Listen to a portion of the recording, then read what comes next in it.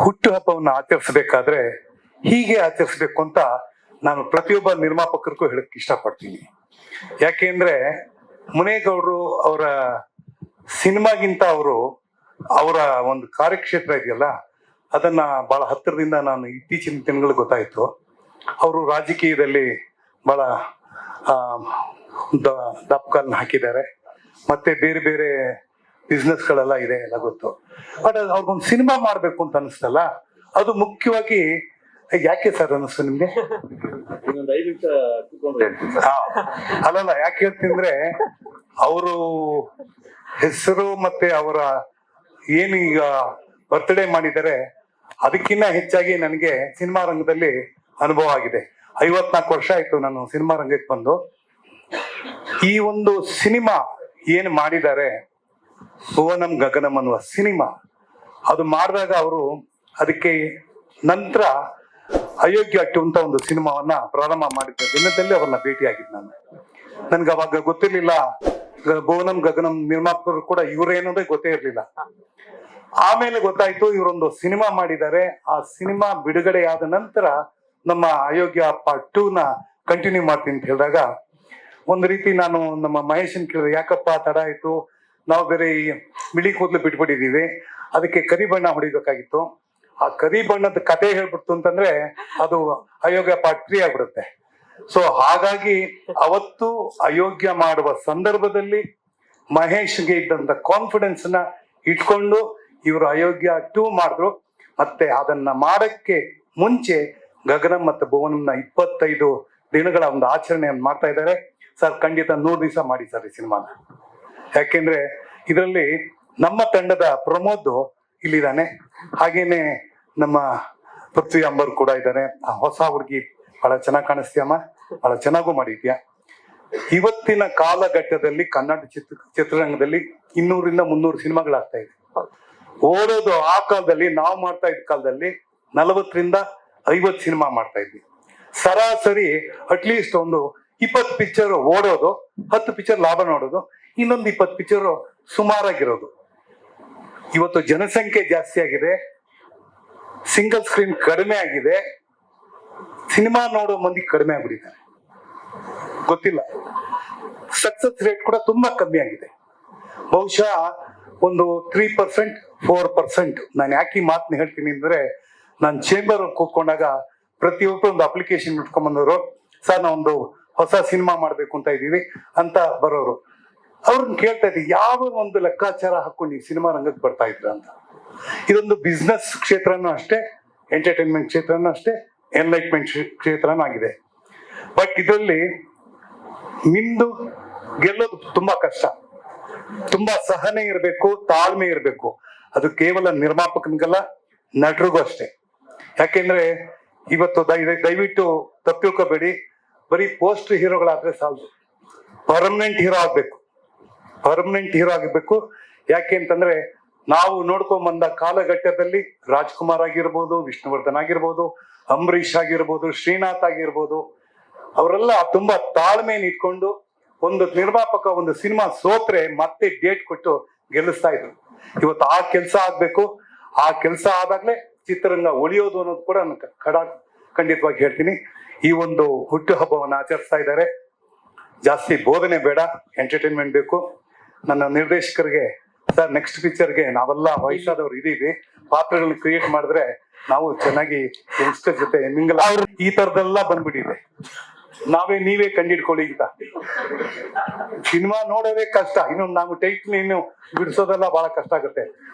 ದಯವಿಟ್ಟು ಇಂಥ ಸಿನಿಮಾಗಳನ್ನ ಮಾಡಿದಂತ ಮುನೇಗೌಡರಿಗೆ, ಈ ಸಿನಿಮಾನ ಡೈರೆಕ್ಟ್ ಮಾಡಿದಂತ ನಿಮಗೆ, ಇದರಲ್ಲಿ ಪಾತ್ರ ಮಾಡಿದಂತ ನಮ್ಮ ಹೀರೋಗಳಿಗೆ ಮತ್ತು ಹೀರೋಯಿನ್ಗೆ ಮತ್ತು ಎಲ್ಲ ತಂತ್ರಜ್ಞರಿಗೆ, ಇವತ್ತು ತಂತ್ರಜ್ಞರು ಎಷ್ಟು ಮಟ್ಟದಲ್ಲಿ ಇನ್ವಾಲ್ವ್ ಆಗಿದ್ದಾರೆ ಅಂದ್ರೆ, ಮೊನ್ನೆ ನಾನು ಪ್ರೇಮ್ ಒಂದು ಸಿನಿಮಾ ಮಾಡಿದ್ವಿ. ಅದು ನಮ್ಮ ರಂಜನಿ ರಾಘವನ್ ಅಂತ ಮಾಡಿದ್ರು. ನನಗೆ ಏನಂತ, ನಮ್ಮ ಕಾಲದಲ್ಲಿ ಸಿನಿಮಾ ಮಾಡುವಾಗ ಟ್ರರ್ ಅಂತ ಒಂದು ಸೌಂಡ್ ಬರೋದು, ಅದು ಏರಿ ಫ್ಲೆಕ್ಸ್ ಅಂತ. ಏರಿ ಫ್ಲೆಕ್ಸ್ ಅಲ್ಲಿ ಬಂದ ತಕ್ಷಣ ನಮಗೆ ಸ್ಟಾರ್ಟ್ ಕ್ಯಾಮ್ರಾ ಅನ್ನೋದು, ಅವಾಗ ನಾವು ಚಾರ್ಜ್ ಆಗ್ತಾ ಇದ್ವಿ. ಇವಾಗ ಕ್ಯಾಮ್ರಾ ಓಡ್ತಾ ಇದೆ, ನಾನು ಆಕ್ಟ್ ಮಾಡ್ಬೇಕು ಅಂತ. ಈಗ ಸೌಂಡೇ ಇಲ್ಲ, ಆಕ್ಷನ್ ಅಂತಾರೆ.